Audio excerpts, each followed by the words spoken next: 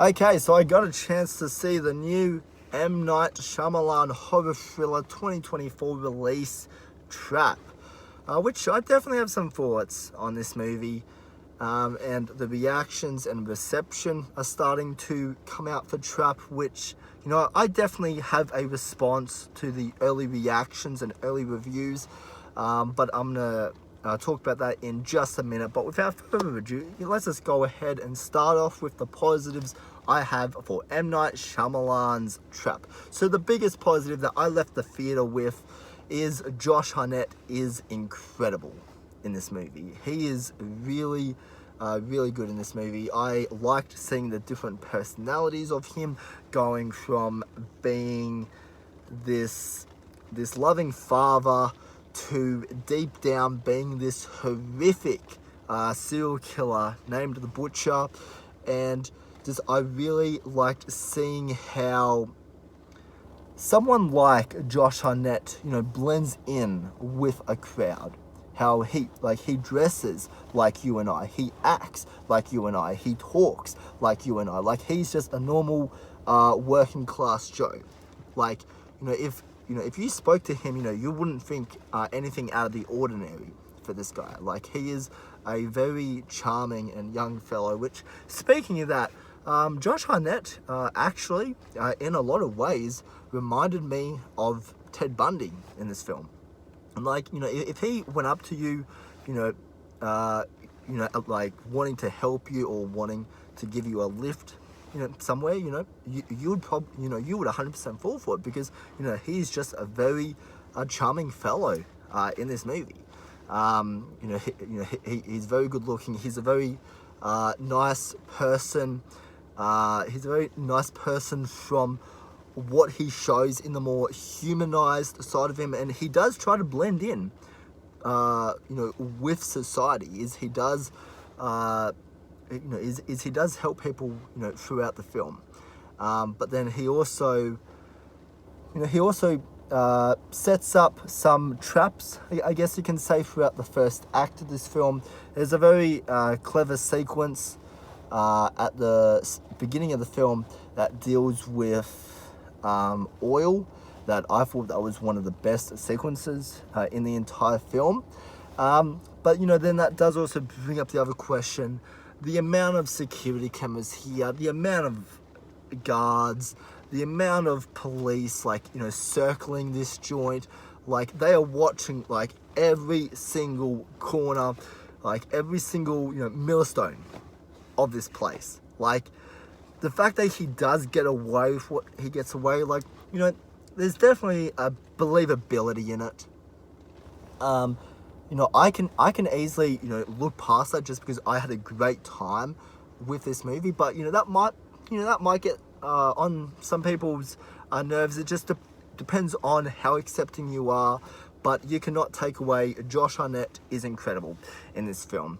And now, going on from that, this is probably, one of the best, shot films of M. Night Shyamalan. This is a very good-looking movie, very good cinematography here.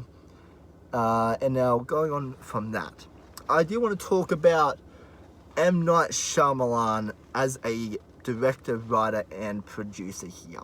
Because when you hear that name, there's a lot of questions that start to come up. And in recent years, for me, M. Night Shyamalan has been more of a miss rather than a hit. His last couple of films, Old, which I was really not a fan of, and then we had Knock at the Cabin, which was a fine movie. It was fine for what it was, but that's a movie I do have a hard time going back and rewatching. And so, M. Night Shyamalan's been on this slippery slope for me over the past couple of years. And so, I went into this movie while very excited because it's a new M. Night Shyamalan release. But then also with the mindset that this might not be his greatest work in the world. And I'm happy to report this is a return to form for M. Night Shyamalan. This is his best film maybe since Glass. Like, this film is really, really good from a directing standpoint and also a writing standpoint. The direction in here, it is very strong. The film has a good pace. It's also one of the better, I guess, timed M. Night Shyamalan films as well. Like, that's been a problem for me, at least, in his past couple of films, was the timing and the pacing of them. I really didn't think was good at all, but the pacing in here is very strong. This film is 1 hour and 41 minutes. While the runtime, it does definitely drag a bit at the end. Like, I'd say there's probably about 15-20 minutes that they can probably cut out of the third act. There is a lot of information that the third act is giving you, but I found myself getting a little bit bored towards the end. But as like the first act, it is very strong. It is the strongest act out of the 3 acts in the film. The first act is by far my favorite, which is the act where we see this concert taking place, and everything just at that concert as well. Like, I thought was very tension filled. Like, I was biting my nails, numerous times throughout the first act of this film. Like, yeah, it is very strong, and yet, like, it does not let go. It's a very, it's a very suspenseful introduction to this film. And then we get into the second act, which, I was very surprised by the second act. Like, I did not expect this film to take the twist, I guess, that it did, or to take the different turn in the story. Like, the second act and the third act is the stuff, I guess, that wasn't promoted in the trailers for this film, which I really liked, because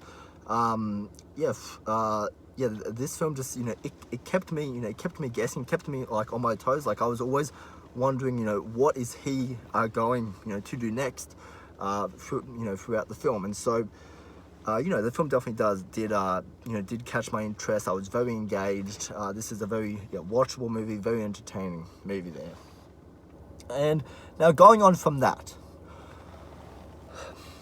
I want to talk about the reception that this film has got since its opening day, which one of the biggest complaints I've heard for Trap is that there is no violence in this movie.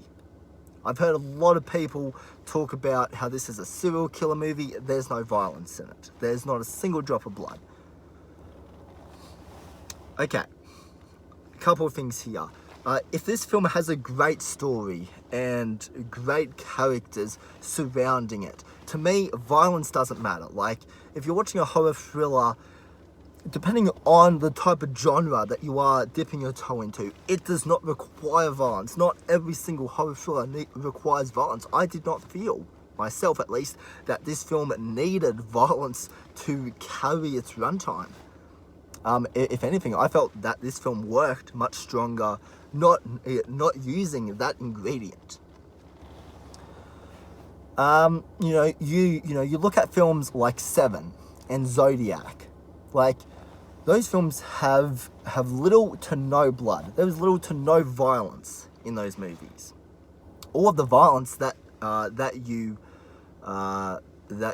you see is all in context. You're not actually seeing a murder go on. It's all in photos. It's all in dialogue. That's what makes Seven so good. And this film is very much the same way. Like, a lot of the murders and the bodies that are addressed in the film are used through photos that you see. Are used through verbal wording of the murders. And that's what I really liked, about this movie. And so to me, this was never, like, when I saw the trailer, I never thought once to myself that this is going to be a blood fest. This is just going to be, a gory, filled experience. yeah, I never thought that. I've read that from numerous reviews, numerous reactions, and that just really got on my nerves, because this is not a film that's supposed to be like. This is more, the way that I interpret Trap is very much like M. Night Shyamalan is giving us the experience of living in the mind of a madman, living in the mind of a serial killer, and how he functions going from day to day, and how he talks to people. That's that's what I really dug from this film. So yeah, to me, it was never really required.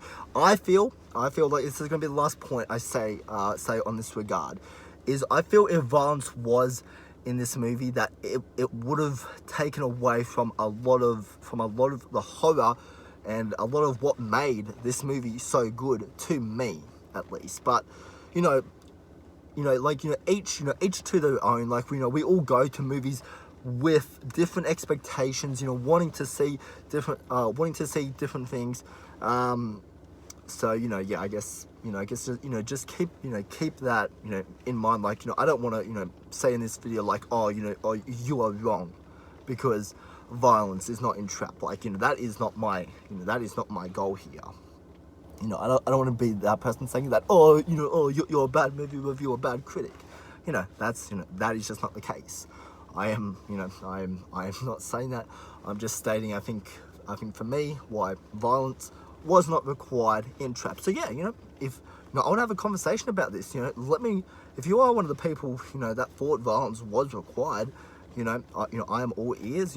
I would like to hear people's different perspective, perspective and reasoning, for why they think what they think. So yeah, let's start a conversation in the comments regarding this movie there.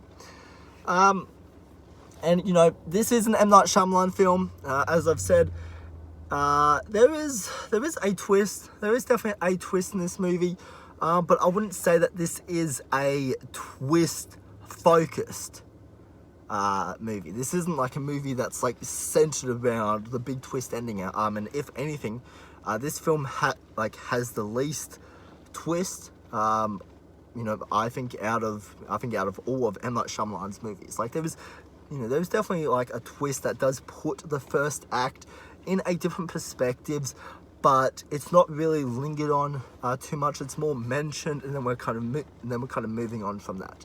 So it's not like this big shocking reveal. It's placed at the right time in the movie, and M. Night doesn't drag on it too much. So I did like that in here, how this is a very, I think in a lot of ways this is a very different kind of M. Night Shyamalan movie, which is what I like here. I also thought Josh Hartnett's daughter in the film, I thought she was really good in the film. I like how this film is very much like a one location horror. Like, I've always had a thing for one location type films. Like, one of my favorite movies of all time is The Shallows and The Ruins. I think The Ruins is an amazing film. And just, I really liked that kind of, that claustrophobic kind of like, like the walls are, the walls are leaning in on you, kind of feeling, and really putting you in a position where, like, where you do feel very vulnerable. And just, I like the whole idea of like, if a serial killer was in this situation, how would they get out?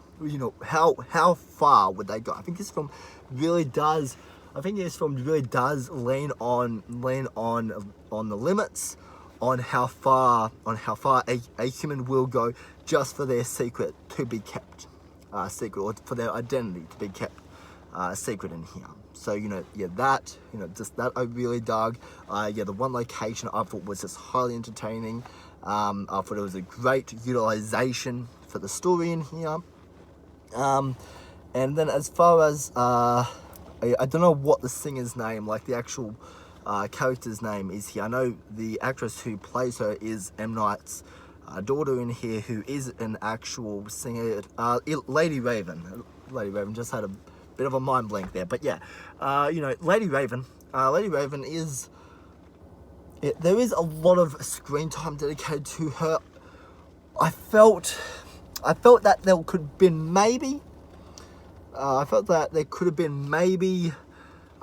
you know, at least 4 to 5 minutes cut out of her, because there is a lot of screen time dedicated to her. There's a lot of scenes just kind of showing, you know, showing her dancing on stage, showing her singing, and I felt when it was showing those shots and those types of scenes, that's where the first act was at its weakest. But then, you know, everything outside of the concept really should have been a subplot, like, you know, very much in this film, that the whole concept that Lady Raven is very much a main character in this film. Did she need to be? No. But does she offer some entertainment, some enjoyment throughout the movie? Yeah. Like, you know, what they do with her character towards the end of the film, I thought was really, really good. Really good in this movie. So, yeah. So, you know, yeah, there's that. And yeah, you know, you know, this is a film, you know, I really didn't have much expectations going into, and you know, this film really blew me away. I was shocked at how much I enjoyed it, at how set in reality a lot of these story elements are, and you know, like the whole serial killer approach, you know, I thought really worked for me.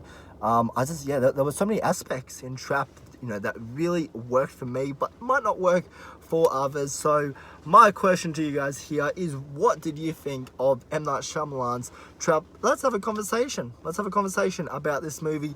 Jump down into the comments and let me know your thoughts on Trap. So anyways, guys, I'm going to leave you with one last question. What is your favorite and what is your least favorite M. Night Shyamalan movie? So anyways, guys, I'm going to hang up the phone here and I will talk to you guys in my next video. Alright, bye.